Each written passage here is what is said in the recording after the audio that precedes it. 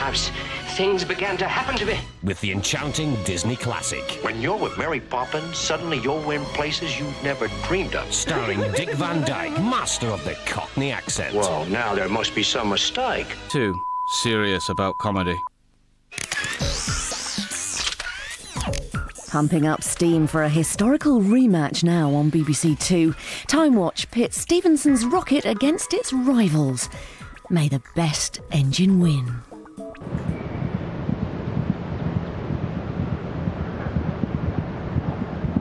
In 1829, travel was an expensive luxury, and it was slow, 35 miles per day by horse.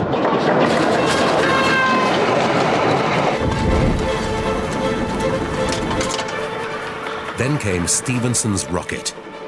At 35 miles per hour, it was the fastest thing on Earth. In Georgian Britain, it was like breaking the sound barrier. It really is flying, and it is impossible to divest yourself of the notion of instant death to all upon the least accident happening.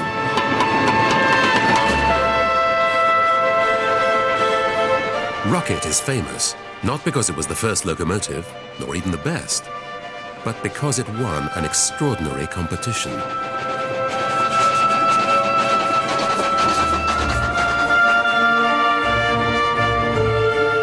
The world's first intercity railway was under construction between Liverpool and Manchester. The competition was to find the fastest locomotive on the market. Thousands turned up to see the amazing new machines. The stakes were high, a £500 prize and a place in railway history. Rocket won, but only by default. Neither of the rivals completed the course due to faulty parts, and there was no second chance. It was bad luck, said the railway company. It was a fix, said others. There were allegations of unfairness, vested interest, conspiracy.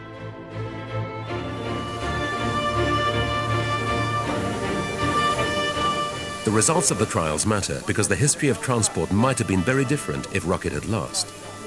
Timewatch restages the 1829 competition using replica engines to find out if justice was done, and in the process produces a result that surprises the experts.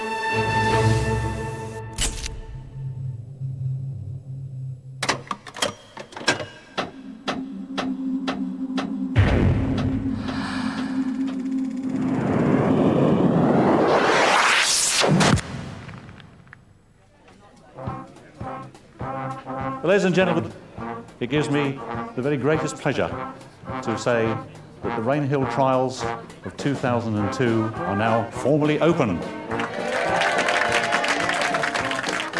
The most hotly tipped of Rocket's two rivals was an engine called Novelty. To modern eyes, it looks very little like a steam engine. But to the public of 1829, it was an elegant, magical machine, no more strange than any other. The leading engineering journal of the day was convinced it was a winner. The Novelty is a sort of engine that would be found best adapted to the purposes of the railway. Its designers were the Swede John Ericsson and his British partner John Braithwaite. They heard about the competition by chance. With little time to build and still less to test, it was hardly surprising that a part broke during the trials. But since we got a second chance, we'd love to change history. Thank you very much. The other rival was Sans-Pareil, a big, powerful locomotive. It made an excellent start in the trials, going faster than Rocket for many miles. We are inclined to think that the Sans-Pareil is at least as good an engine as the Rocket. After its failure, its designer Timothy Hackworth was distraught.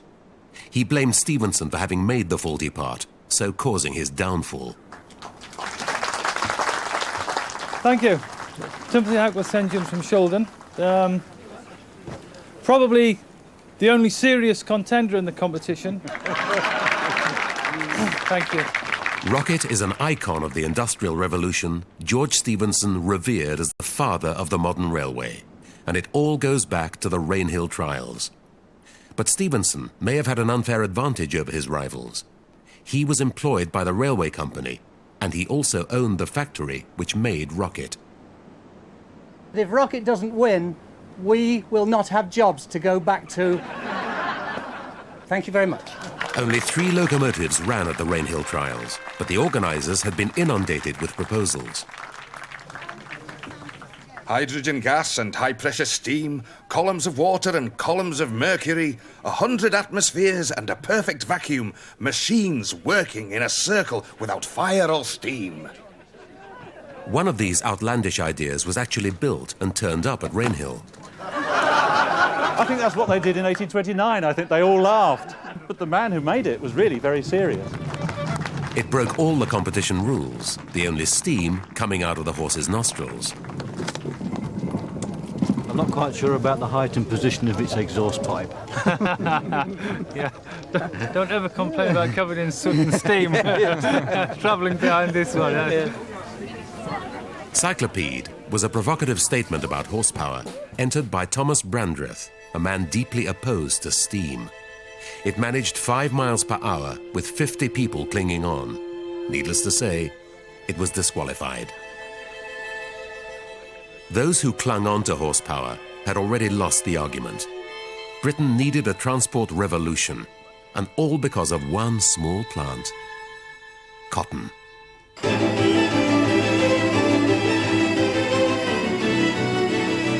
Steam power was transforming industry, and economic prosperity put Britain ahead of the world.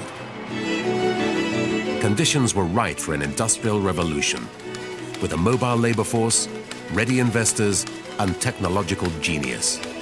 Foreign trade was booming, and imports grew astronomically, especially cotton.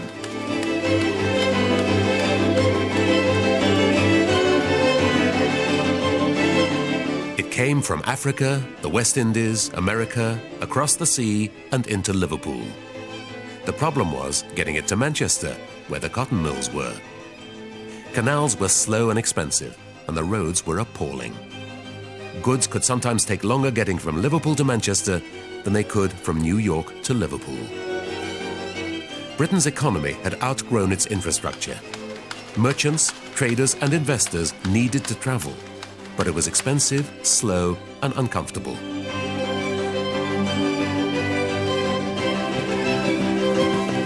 The stagecoach from London to Manchester cost 4 months' wages for a labourer. Then there was the weather, the potholes, and the danger of being robbed by highwaymen. Britain desperately needed a radical transport solution, and it came from one of the forgotten names of railway history, William James.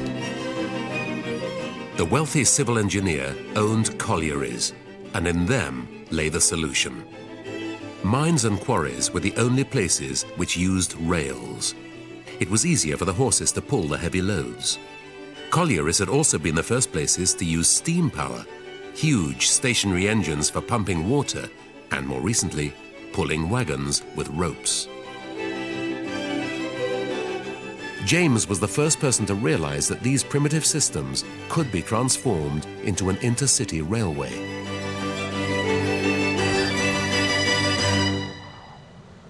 Inspired by James's vision, the directors of the world's first intercity railway met here in Liverpool. The engineer employed to build the Liverpool and Manchester Railway was George Stephenson. He'd just built the biggest colliery railway in Britain, the Stockton and Darlington. Self-educated, he could read, but never mastered writing. He was stubborn and tenacious, and as chief engineer, he had to be.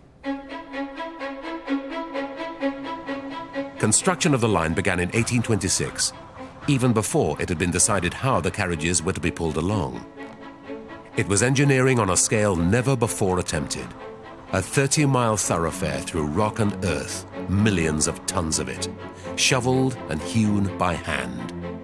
Many lives were lost, some falling from great heights, others buried alive.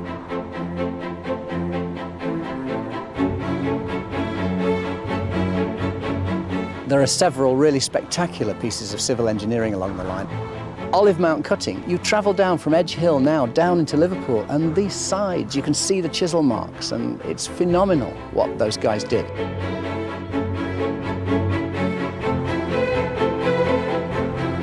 The obstacles were daunting. 4 vast tunnels, 63 bridges, 13 miles of cuttings and mounds. The world's first railway viaduct, with an astounding 9 arches spanning the Sankey Valley. And the greatest feat of all, a 5-mile embankment over Chat Moss, an oozing black peat bog. The labourers had to strap planks of wood to their feet to prevent themselves sinking without trace. George Stephenson was a very stubborn man. You know, he was, the answer's yes, now what's the question? And he set to and put all that wood brush into the bog until he was able to float the railway across the top. Watch a train passing through. You can see the railway deflecting 4 or 5 inches as the train goes over it. The whole railway's floating, just how Stephenson did it. It was now 1829, and the board of directors still hadn't made up their minds about how to pull the carriages. George Stephenson pushed very, very strongly indeed for the use of steam locomotives, but they were still very unreliable at that time.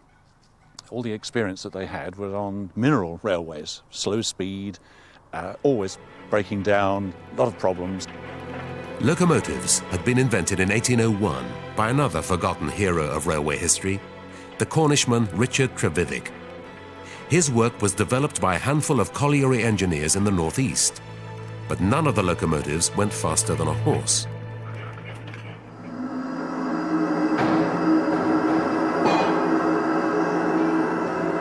And this was George Stephenson's best effort to date, locomotion, which pulled coal wagons around Tyneside at around 5 miles per hour. He was passionate about locomotives, but a fast, reliable design was still out of reach.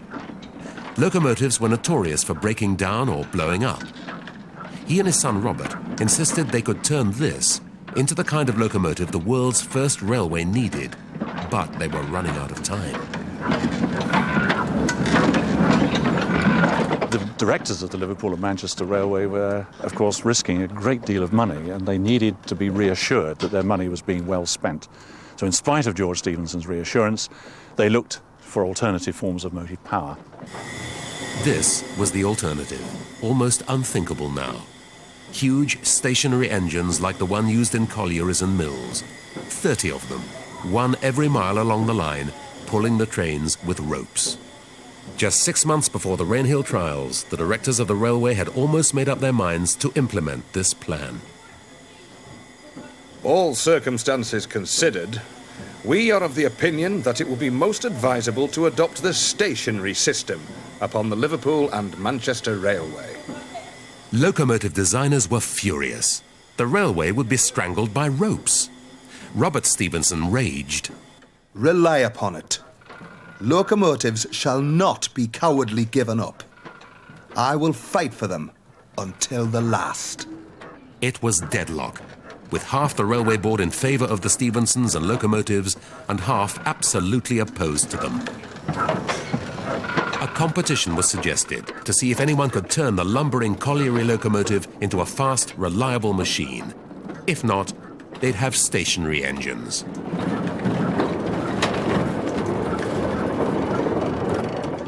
George Stephenson was not only pushing very strongly for the steam locomotive, but he was also saying that the best locomotives came from the factory that he and his son Robert had in Newcastle upon Tyne. We could see that as a direct conflict of interest. And so the Rainhill Trials were born to provide the opportunity for other people around the country to demonstrate that perhaps they could come up with a design of locomotive that just possibly was better than the one that George Stephenson was pushing for. To engineers and iron founders, the directors of the Liverpool and Manchester Railway hereby offer a premium of £500 for a locomotive engine which shall be a decided improvement on any hitherto constructed. Competitors had just 6 months. The replica engines for the modern trials already exist, but one of them, Novelty, isn't working. It was built 20 years ago and lain dormant in the Swedish Railway Museum ever since.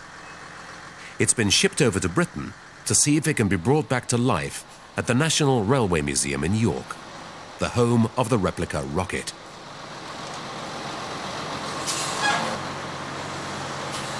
We know there is an engineering solution to this problem because it happened in 1829.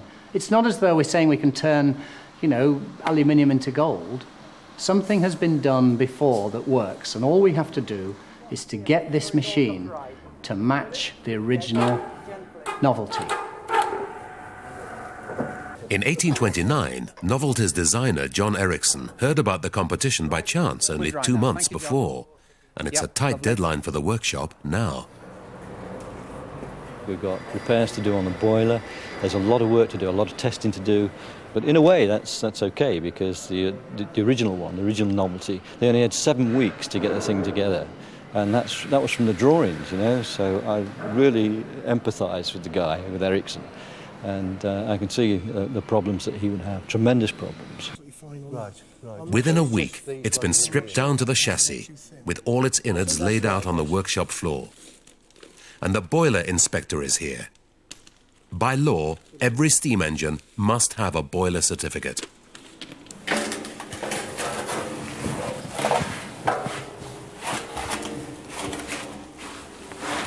The boiler certificate is exactly the same as an MOT certificate for a car. All steam boilers must be inspected by an independent third party to ensure that they are safe and that we won't have an explosion or we won't kill anybody or there won't be any problem. Water turned to steam expands in volume 1,600 times. The smallest crack can mean disaster. There were no boiler inspections in 1829. People were terrified of locomotives. Not only might they blow up, but they might sour the cow's milk in the fields and stop the hens laying eggs.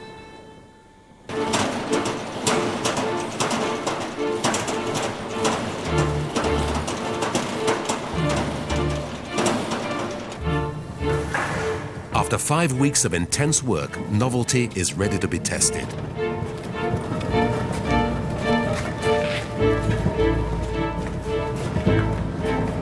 The replica engine has been fine-tuned, the wheels extended to avoid derailing, and the boiler repaired. But will it be enough to revitalize this extraordinary machine?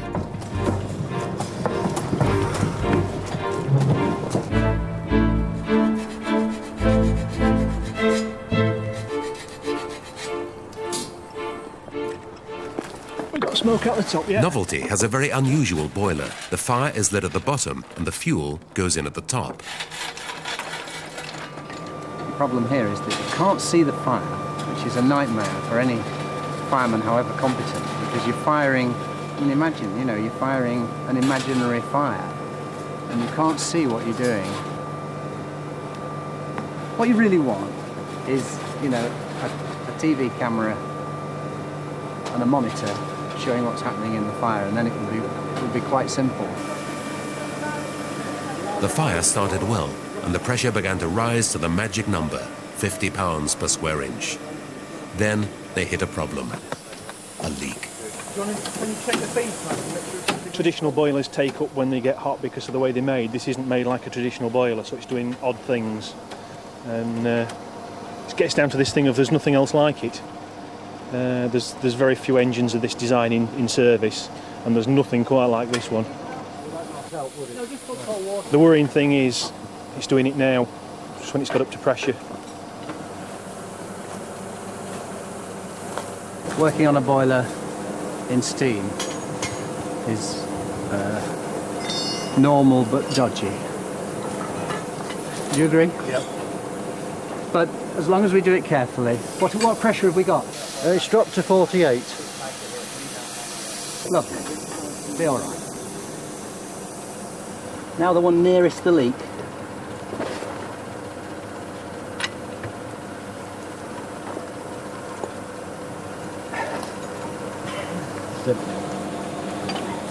Finally, the boiler leak was fixed.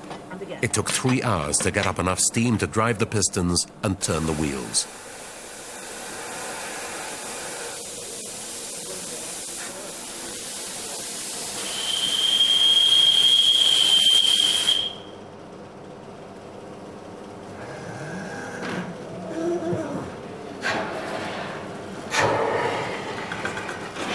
It's almost 200 years since the British railways have seen anything like this.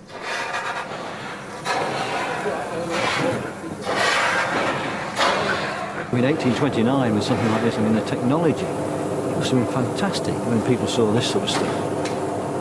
You know, you've got to transport yourself back in. I mean, we look at, souped-up motor cars and modern traction. But in 1829, this must have been really something. I think it might go faster than rocket. Well, it did on the day, didn't it? It did 20-odd miles an hour. It's very free and on There's a no straight weight. track. There's no tender. Rocket's got 3 tons of tender to pull. I think it might go faster than rocket.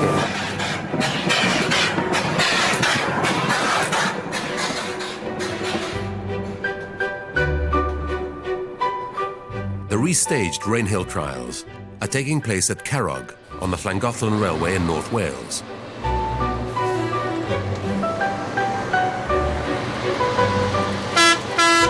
The replicas came by road, a daunting prospect in pre-Victorian Britain because the roads were so bad, worse than in Roman times.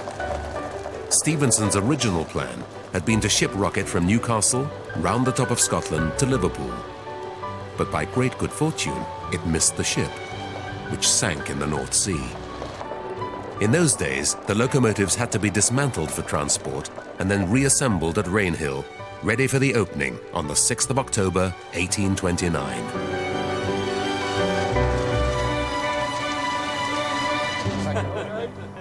The first task at Llangollen is for the judges to brief the crews.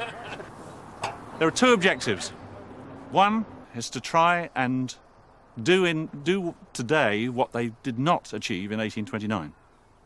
In 1829, Rocket won, but it won by default because the other 2 didn't finish. That's the number 1. Number 2 is we're all going to have one heck of a good time. It's going to be great fun.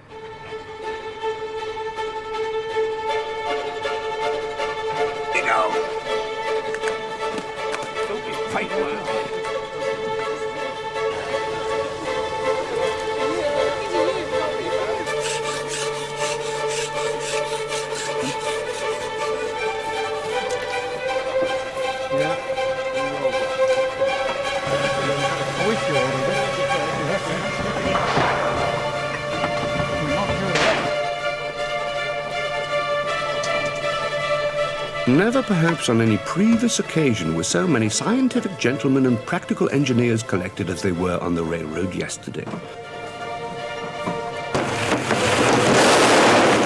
The interesting and important nature of the experiments to be tried had drawn them from all parts of the kingdom to be present at the contest of locomotive carriages.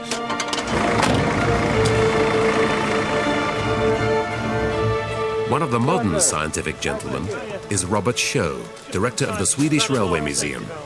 He's come to see his museum piece brought back to life. Lovely sight to see this one again. Steve as well, yes. Hello. You'll excuse us not speaking Swedish. Also present are the descendants of John Braithwaite, the British half of the novelty design team, with an heirloom. These were made in 1829 to sell to the tourists, the visitors to the Rainhill Trials. These are mementos of that tremendous day, which you're reenacting here. Marvellous.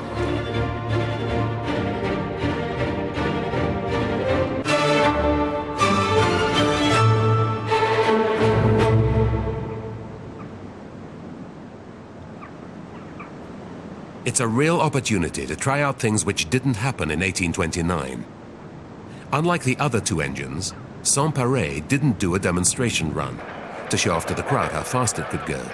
So the modern judges decided to put the replica engine to the test. Much to everyone's surprise, the replica engine did almost 30 miles per hour. If Sans-Pareil had done this in 1829, the Stephensons would have had sleepless nights.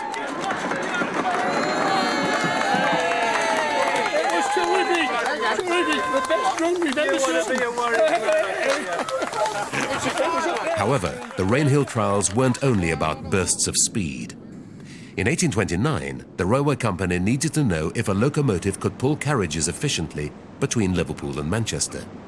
Or were ropes and fixed engines still the best solution?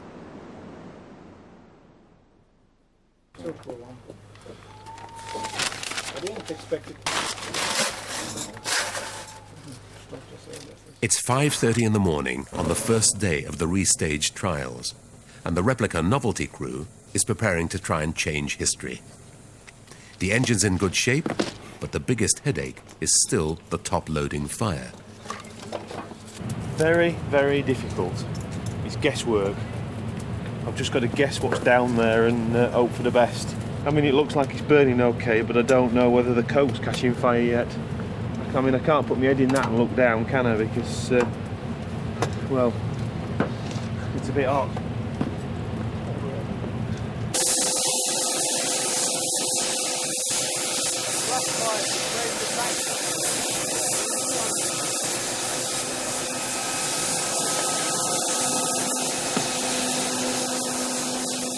The trials are organised just as they were in 1829. The fuel and water is meticulously measured so the judges can calculate efficiency. Each engine must pull 3 times its own weight at not less than 10 miles per hour over the equivalent of a return journey between Liverpool and Manchester, 30 miles each way. When the original trials were run, there wasn't a 30-mile stretch of track in existence. So then and now, it's a series of return runs up and down a 1.5-mile track. Over the next 3 days, the replicas will compete to see if Rocket would still have won in 1829 if the rival engines hadn't been withdrawn. When Novelty appeared at Rainhill, it ran unloaded at 28 miles per hour. It was said Robert Stephenson's jaw dropped when he saw it fly by.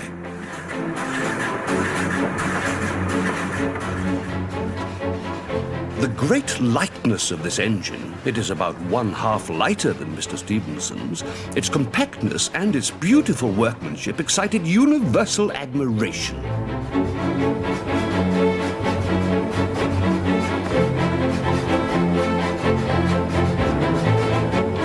This was our best performance so far. Tremendous start. Nice. Terrific.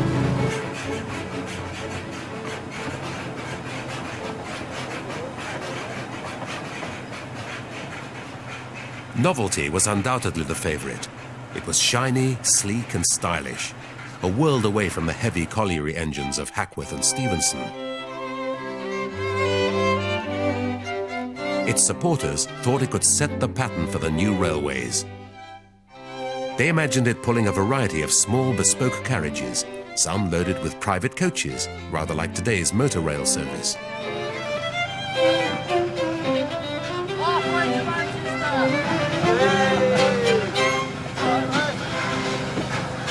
In 1829, Novelty's water pump failed within 5 miles. The replica has already gone 3 times as far. But there's an unexpected problem, something not recorded in the history books. The top-loading fire is proving hazardous. I feel like I've had too much carbon monoxide. You can keep the heat off, but you can't keep the gases from getting round to you some way. Yeah. There's no avoiding. We get the ash. Yes. We must be getting a lot of gas because the ash always hits us straight in the face.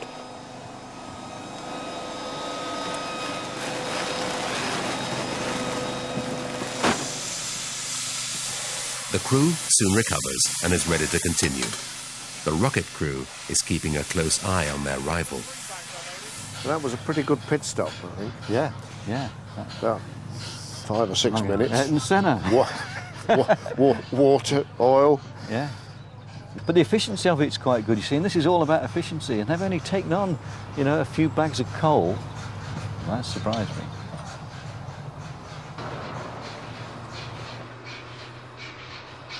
Now, Novelty looks the strangest of the 3 engines. But to many in 1829, it was the most familiar. Vehicles like this were already running on Britain's roads. A neglected part of transport history, steam coach services ran briefly in the 1820s until the appalling roads put paid to the experiment.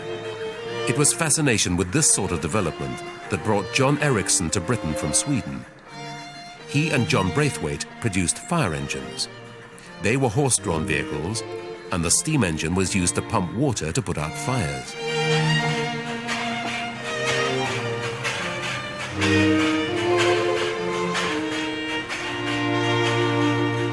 Novelty was simply a fire engine turned locomotive.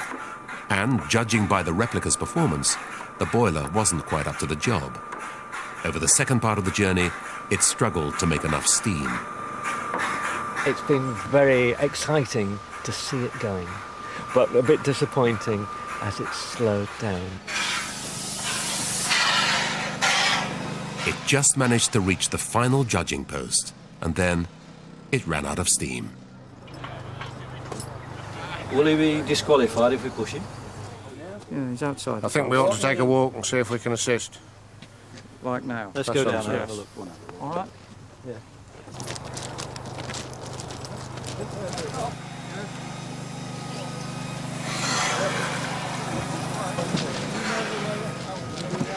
I feel like I've pushed it all the bloody way. I think I've had too much fume in my face as well. I'm having trouble keeping my eyes open and trouble breathing, but I guess I'll live.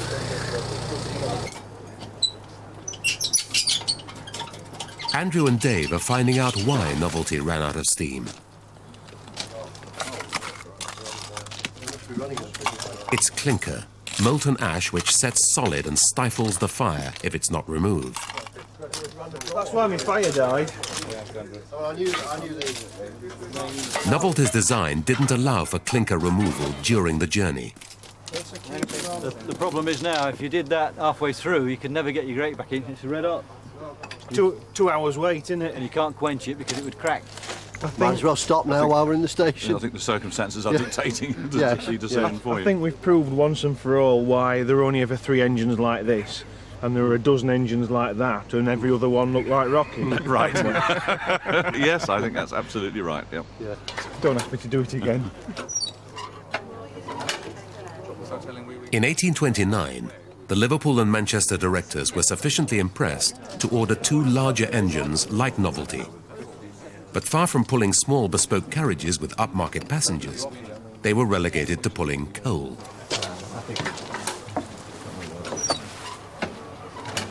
Right, Now the judges can begin to analyse the results. I think we got as far as... Early indications are that Novelty was surprisingly efficient, with little coke used, but overall its performance was marred by its peculiar boiler design.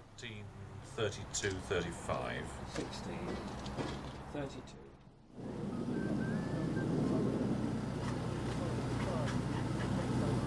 Next day, it's Saint-Pare's turn to try and change history. This is the engine design the Stephensons feared most, built by their closest rival. It's the heaviest of the 3 engines, so it'll pull the biggest load. How many bags have you discharged?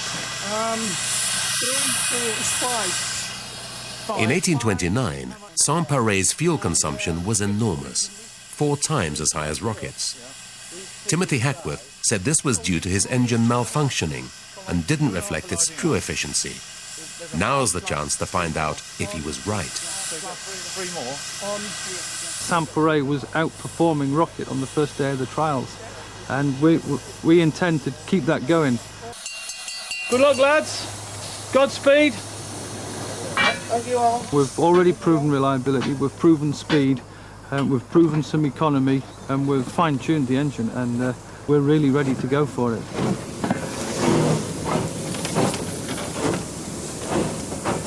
35 miles. It was soon manifest that a very powerful competitor had entered the field. For 2 hours, the Saint-Pare kept going with great regularity. It went occasionally, when at its utmost speed, a mile in 4 minutes 10 seconds. 13 miles an hour, 36 pounds on a boiler, quarter side gauge car class. Everything's going nice and sweetly.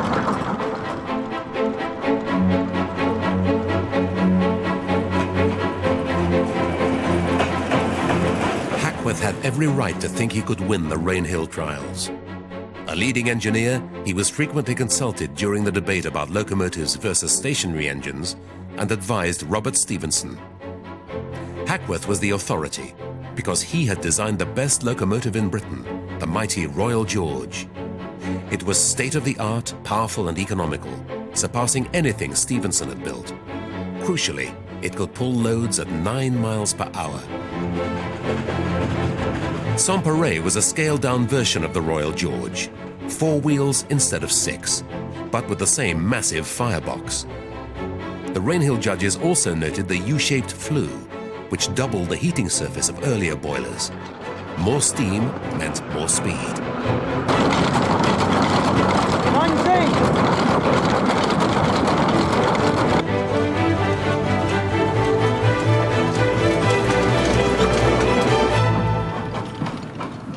They've now gone further than the original Sans-Pareil, and nothing has gone wrong. Jane Hackworth Young has arrived to celebrate her great-great-grandfather's locomotive. Hello, girl. I understand you needed a Hackworth here to get it going. Right here. No, we're using coal instead, Tim. Hiya. Nice to see you. You're going to come for a ride on one of those? Yes, I am. I'll be here for about 5 minutes, I think. Excellent. We had 2 or 3 runs that were absolutely perfect. The engine's going really, really well. A couple of nuts and bolts have shaken loose, so we keep tightening up again, but other than that, absolutely perfect. Brilliant. The original Sans-Pareil failed because of a broken water pump. Afterwards, Hackworth discovered a cracked cylinder as well. I think the Sans-Pareil didn't win in 1829 for lots of reasons. I mean, the thing is, it was a bit of luck in all of it. It had been built by one man, mainly at night, by candlelight. He had perfected some things, the safety valve and various things. He'd had to go outside to have the cylinders bore. The competition seemed to favour the Stephensons. Hackworth had to risk his own time and money, while the Stephensons had their own engine factory. Hackworth had a full-time job on a colliery railway, so he had to build Sans-Pareil in snatched moments, mostly at night. It was a bold move for a man with a small income and 7 children to support. It was also clear that the Stephensons knew exactly what Hackworth was doing. Robert makes frequent mention of Sans-Pareil's design in letters, even including a sketch of the boiler. The letters were to Henry Booth, the 3rd man on Rocket's entry form, who went on to share the prize money with the Stephensons. He was also a director of the railway company and the man in charge of the competition. It seemed far from a fair trial to Hackworth. Afterwards, he bitterly wrote to the Liverpool and Manchester board. I feel myself injured in some reports, written and verbal. Suffice it to say that neither in construction nor in principle was the engine deficient, but circumstances compelled me to put that confidence in others, which I found with sorrow was but too implicitly placed. He put his confidence in the Stephensons, and it was their firm which had supplied the cracked cylinder. After the Rainhill Trials, Hackworth set up his own business, so that never again would he have to trust others with his designs. I think we've proven that Sans-Pareil was a much better engine than it was given credit for in 1829. We've got something to say to the anti-Hackworth brigade now, haven't we? Marvellous setting, marvellous day. Run 8 West came back at 15:20:27 at 15:58. The first calculations showed that fuel consumption was far lower than in 1829. Given the proper conditions, Sans-Pareil was not as inefficient as it had seemed at the Rainhill Trials. The engine managed an average of nearly 14 miles per hour. It's possible that Rocket might lose.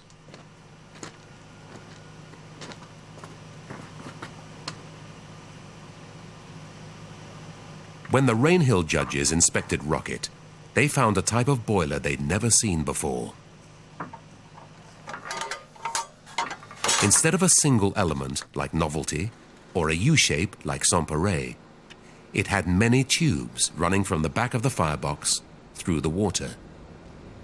The judges didn't know it, but they were looking at the future. I don't think anybody would have realised the significance of it. It's only when you look at the size of a tube for Saint-Péret's boiler, and then you think of the 30 smaller tubes and open them out into flat sheets, that you suddenly realise you've got 5 times the surface of flame to water. So I think it's probable that not even Stephenson realised how significant it was going to be. The flames are vigorously sucked through by the draft of the fire. It was the breakthrough locomotive design needed for reliable steam production and high speed. Although history has credited George Stephenson with designing Rocket, it was his son Robert who transformed the cart-horse colliery engine into a racehorse. But it wasn't either who thought of using the multi-tubular boiler. It was their partner Henry Booth, the man running the competition.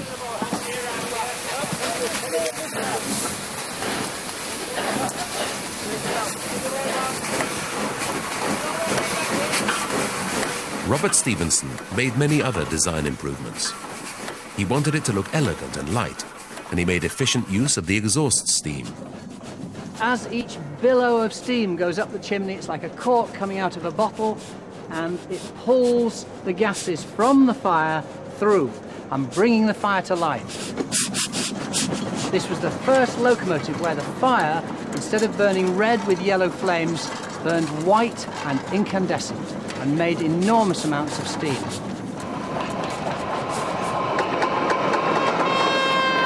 It was the moon landing of its day.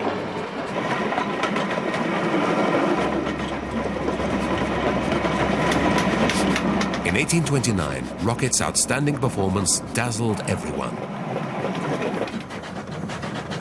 Advanced though it was, it hadn't overcome all the problems of locomotives, as the replica crew found out. After 30 miles, the engine was down to half speed.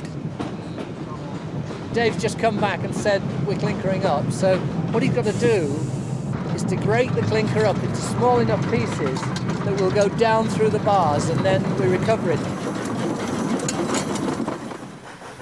The clinker's so bad, they have to go back to the station and sort it out.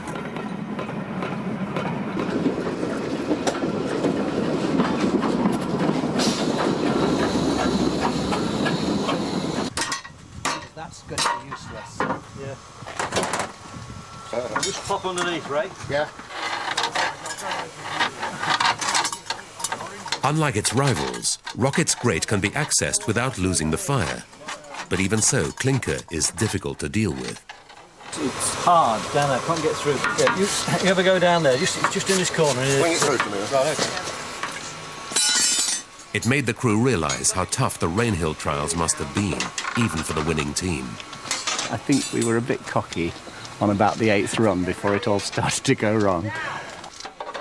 Felt a terrific sense of history when we were fighting underneath the engine and all in a sweat and realising that they must have had that same fight because it's identical grate. They must have had the same struggle and none of us knew we were in for that. There's no way it was a foregone conclusion.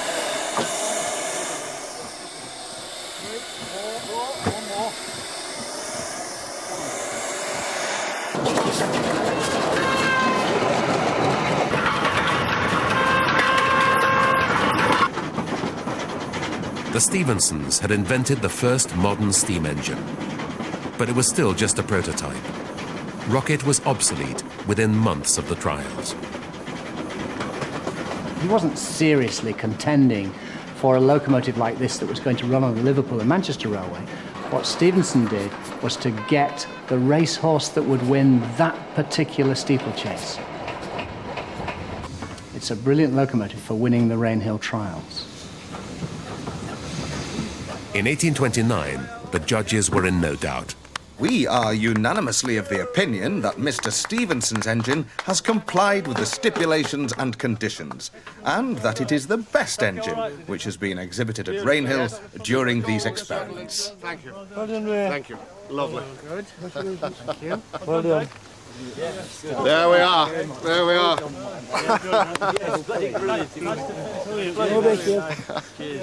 Half a glass of water, 40 pounds of steam. When the restaged trials were over, the judges analysed all the data. The replica engines have some modifications, which were taken into account in the final calculations. The trials were extremely useful. We were able to learn so much more about what happened in 1829 than we'd been able to from just reading the books of the reports of all those years ago. And then they worked out what everyone wanted to know: 15. how the rivals had performed against Rocket on the Liverpool and Manchester journey.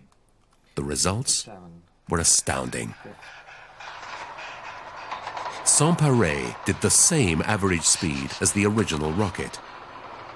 Novelty was just too slow to qualify, so it couldn't have won the Rainhill Trials. But it was impressively efficient. And the fuel consumption results were remarkably similar for Sans-Pareil and Rocket. This means that if Sans-Pareil had finished the course in 1829, it might have won. I think we now know that it really was quite a close call back in 1829. We've been able to demonstrate that Sans-Pareil actually could perform extremely well and quite efficiently, and was a worthy competitor to Rocket. The restaged trials proved that Hackworth's engine was very powerful. In speed and fuel efficiency, a match for the Stephenson engine. But history has shown that Sans-Pareil was simply the last and best of the past, while Rocket was the experiment that led to the future. I think we should be glad that the Rainhill Trials turned out as they did in 1829, because we now know that Rocket really was by far the best design of locomotive that went on to power the world's railways for over a century afterwards. On the 15th of September 1830, the Liverpool and Manchester Railway was opened with great fanfare by the Prime Minister, the Duke of Wellington. A year on from Rainhill, Robert Stephenson's new improved locomotives made Rocket look like an outdated relic. The engines pulled thousands of people on the new 2-hour service, half the time it would have taken by horse and at half the price. This huge leap forward was only possible because Rocket won the Rainhill Trials. It was a lucky break for history that the original Sans-Pareil broke down. The experiments at Liverpool will give a greater impulse to civilization than was ever received from any single cause. They may be said to have furnished man with wings. It is no exaggeration to say that the introduction of steam carriages on railways places us upon the verge of a new era, a social revolution of which imagination cannot picture the ultimate effects.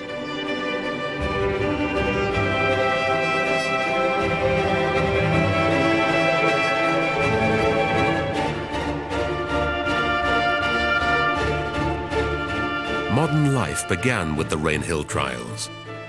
Without Rocket, our world would be scarcely imaginable. This snorting little animal, which I felt rather inclined to pat, was then harnessed to our carriage. You can't imagine how strange it seemed to be journeying on thus, without any visible cause of progress other than the magical machine, with its flying white breath and rhythmical and varying pace. This sensation of flying was quite delightful and strange beyond description, yet I had a perfect sense of security and not the slightest fear. The truth behind the myth of Egyptian pharaoh Ramesses III next week. Timewatch is back on BBC Two, same time, 9 o'clock. See? I don't think it's going to rain after all. But no rain, no flower. Don't worry, I have an idea.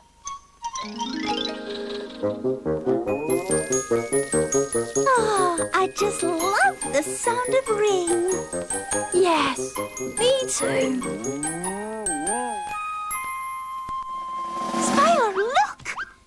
Come on, little flower. You can do it. I know you can.